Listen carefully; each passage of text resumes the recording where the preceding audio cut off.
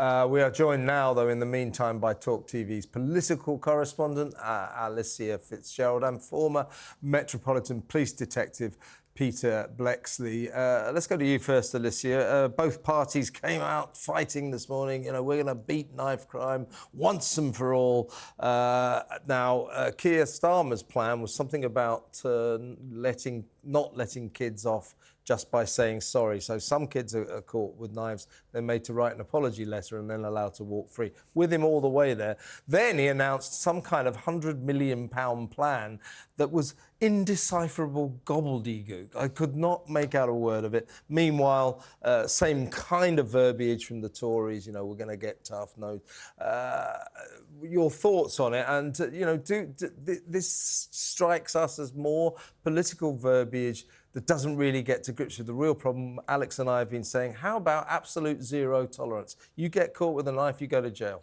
So let's just unpack exactly what both parties have said. Today, James Cleverly, the Home Secretary, has announced another crackdown on zombie knives. And I'm saying another because they've said it 16 times in the past few years. You're kidding. 16 times. 16? Yeah.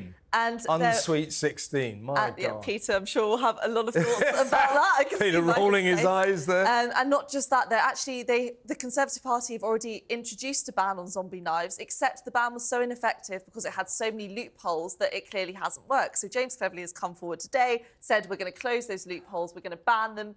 Well and good, and make sure that suppliers just can't sell them, especially to children, because those are the people who are mainly buying them.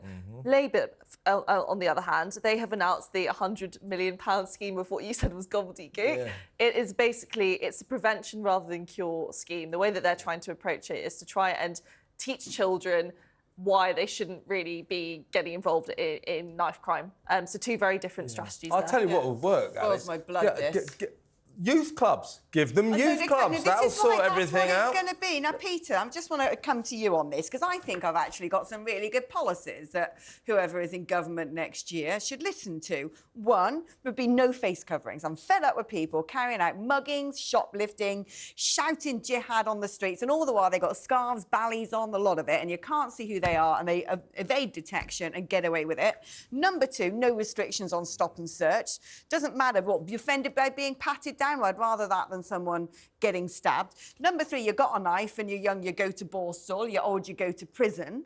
Wouldn't that be a good start? And forget this youth hostel stuff, you know, youth club, oh, let's go sing Kumbaya and stab each other there instead. Why not make these kids do national service? There may be trouble ahead. In the words of the song. Yes, face coverings. Of course, there are people of a particular religious persuasion that will be up in arms about that, and that will reach, there'll be some obstruction, shall we say.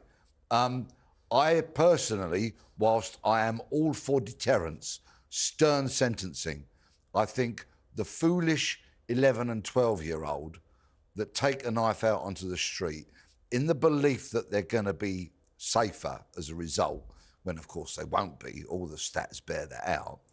I don't want that young person, that child, going to an institution where they will be further criminalised. University of crime, yeah. Yeah. If we contrast that with the persistent 16, 17-year-old, who one could argue is already beyond the pale because it's the second time they're caught with a knife out on the streets, throw the book at them. Yeah. Send them away for as long as perhaps a university course is, like 3 years. They might learn something during that time if they're properly incarcerated and properly rehabilitated. Yeah, well, I'll tell you what they might learn is you get caught with a knife, you go to jail. That's called a deterrent. But let's remind ourselves what all this is about. If you let people run around the streets rampantly with knives, if you have this scourge of knife crime escalating by the day, people get killed like they did in Nottingham. Valdo Calocane has been sentenced to hospital today. A lot of people are asking questions about this, but this is the families of the victims are talking outside the court, talking about how they feel they have been deprived of justice. Take it away. True justice has not been served today. We as a devastated family have been let down by multiple agency failings and ineffectiveness. We do not dispute that the murderer is mentally unwell and has been for a number of years. However, the premeditated planning, the collection of lethal weapons, hiding in the shadows, and the brutality of the attacks are of an individual who knew exactly what he was doing. He knew entirely that it was wrong, but he did it anyway. This has been a trial by doctors. Why was there no mental health assessment during his time in custody? Was we have never questioned this man's diagnosis, the lack of toxicology, contemporaneous mental health assessment, as well as missed opportunities to divert his lethal path will forever play on our minds, and this requires further review. We will look for answers regarding missed opportunities to intervene and prevent this horrendous crime. Those were the devastated parents of Grace O'Malley Coomer, the beautiful girl that was slain by Calocane. I mean, you know, we have to accept this guy was very mentally disturbed, Peter, suffering from paranoid schizophrenia. But this family, they just feel, well, you know, just because you say I had voices in my head, MI5 was telling me to kill people, as one of the victim statements said, well, why didn't you kill yourself? By the way, when you go to this hospital, bear that in mind, have a go at it.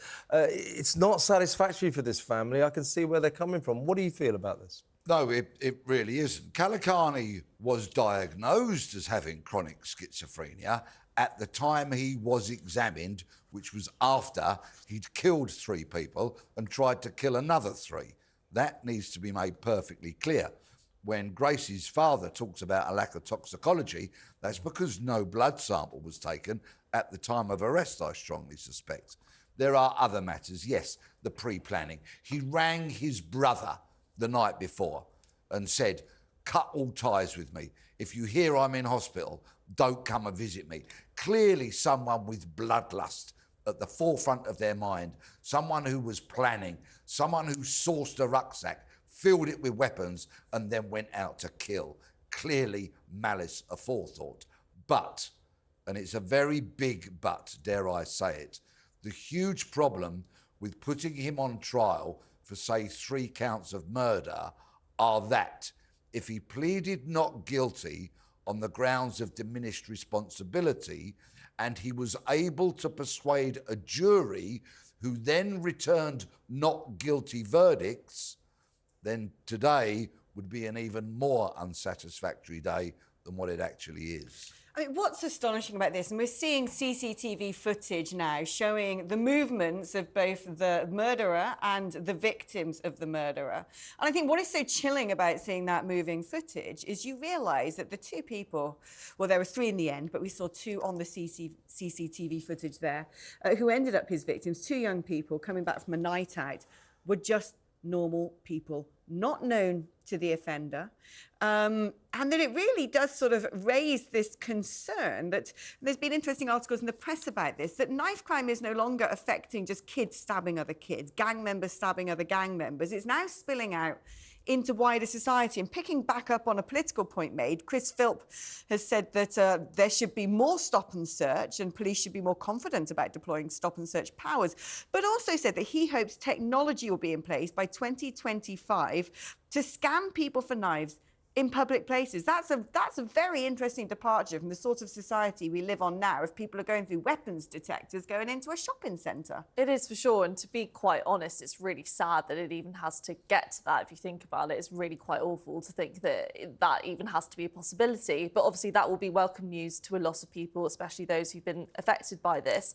The government have a lot of things to look at here. They've got to look, as Peter and you have all said, at the sentencing, at the role of the police in this, for sure, but they also have to look at why there's been a rise in knife crime. There's so many studies done to show that, like, poorer life satisfaction, when a country is poorer, when people are poorer, when there's more frustration, crime increases. So there's a really, really big picture here that we've got to look at. It's not just a silver bullet thing. It's not just doing one thing. There are so many different elements of this that the government have to address, and really quickly as well. By the way, I made a bit of a mistake earlier. The lady speaking outside the court was the mother of Barnaby Webber, of course, the boy that was killed.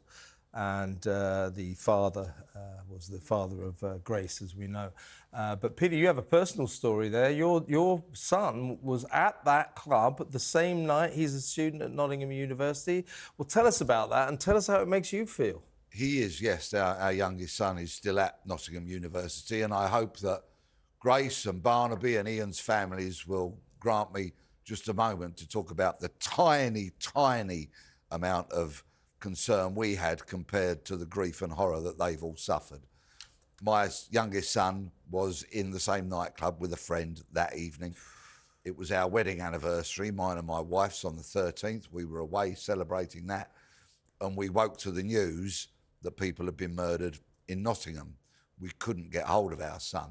When we eventually did later that morning, it transpired that him and his mate came out at almost the same time as Grace and Barnaby, but my son and his friend got in a minicab rather than walking what would have been a similar route to Grace and Barnaby. God. They tragically met their deaths, and of course Ian Coates was later savagely murdered by this brute. And that's what these awful incidents swing on, isn't it? You know, that sort of that old adage, turn another corner and we never would have met. You know, like these small decisions, you know, can change the course of your life, and that's what happened there. And of course, why shouldn't Grace and Barnaby walk home at 4 o'clock in the morning in Nottingham, that's regarded as a great city in which to study, to party and have the whole student experience? That brutish monster went out onto the streets of Nottingham with murderous intent. He was equipped, he was prepared, he'd planned.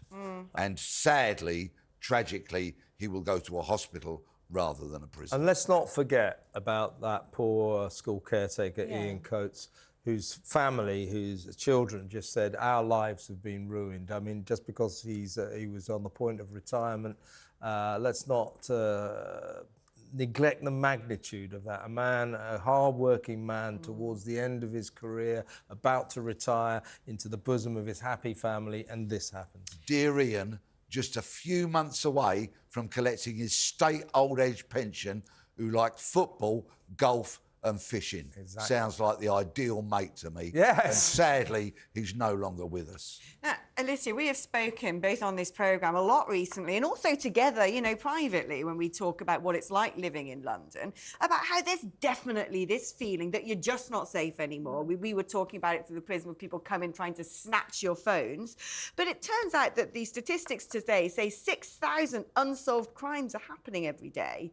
I mean, they're really, these statistics that have been released today are eye-watering. We've got problems. Definitely, and also kind of in tandem with that, there's a statistic that was gathered by the ONS, the Office for National Statistics, that says that crime has decreased by 56% since 2010 or something like that. But when you actually look into it, that excludes fraud, excludes all online crime, excludes sexual assault, rape, sexual violence. So many crimes are totally excluded from this. And the Conservatives, their government are really promoting that as a figure to say, oh, under the Conservatives, this is all really decreased. And then obviously there are so many unresolved crimes that also don't get caught up in that figure as well. So actually, if you look at the bigger picture, and I'm sure you'll back me up on this, crime's gone up a lot. You just have to be alive walking the streets of London to know that, frankly. Exactly. 6,000 unsolved crimes every single day. Peter, your thoughts?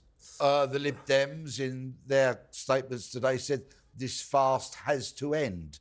This farce, and I find myself, in that regard, agreeing with them. For once, I agree with the Dems on this. Exactly, but of course, we have a police service that so fundamentally needs completely reworking, but there is no sign or indicators of that happening as long as we have the fluffy, the woke, the liberal, the university educated in the corridors of policing power, as long as we have universities that have their own departments into policing.